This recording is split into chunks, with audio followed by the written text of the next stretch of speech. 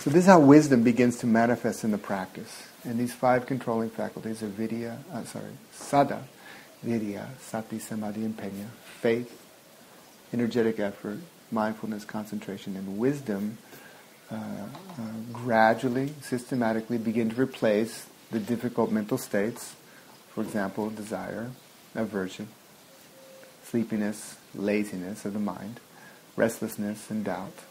As those go away, the positive mental states, the controlling faculties, start to dominate the stream of consciousness, and they lead you forward in the practice. And just like the Dhamma is a forward-leading practice, the controlling faculties are like a vehicle that takes you forward. And they're often compared to a cart, like in the old days when they just had an ox cart. In Burma, they still use a lot of these old metaphors, which is great, because in Burma, they still have ox carts. I mean, there's cars, but you'll see, the farmers are taking their stuff around in a cart with wooden wheels and an ox is pulling them. So you're right there. It's still kind of back in time. And the vehicle that leads you forward, the front 2 wheels are faith and wisdom. They're kind of steering you in your practice. The faith and the wisdom lead you forward. They steer you. The back 2 wheels are effort and concentration. They drive your practice in a way. And in the middle, kind of controlling the whole thing, is mindfulness. Of the 5 controlling faculties, you have faith and wisdom in front, the 2 front wheels, the 2 back wheels, effort and concentration, and the driver, the one in the driver's seat, is mindfulness.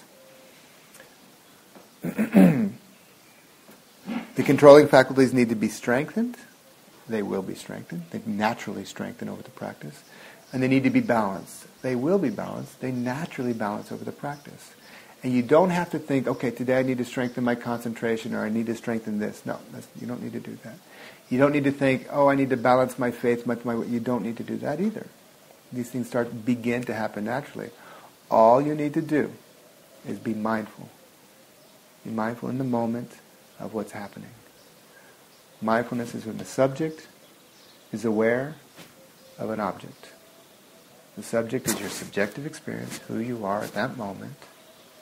At the beginning, later it's just pure consciousness, but at the beginning it's kind of who you are at that moment. When you can detach and observe that as an object, you're being mindful. When a sound arises or feeling arises, there's mindfulness. There's a subject and there's an object.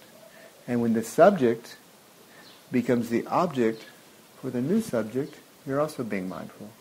And when that subject becomes the object for the new subject, you're also being mindful. And it'll take you deeper and deeper and deeper. Every moment the subject becomes object, the sense of self lets go a little bit. When the new subject, oh, this is too much, I can't handle it, if you can take that, oh my God, this is too much, and observe it as an object, you are no longer overwhelmed. You're observing overwhelmed. Or when joy arises in the system, it's like, wow, this is so great. If you can detach and observe that joy, take it as an object, you are no longer identified as joy. This is all the steps of mindfulness. Step by step, moment by moment, mindful of whatever's arising in the mind and in the body.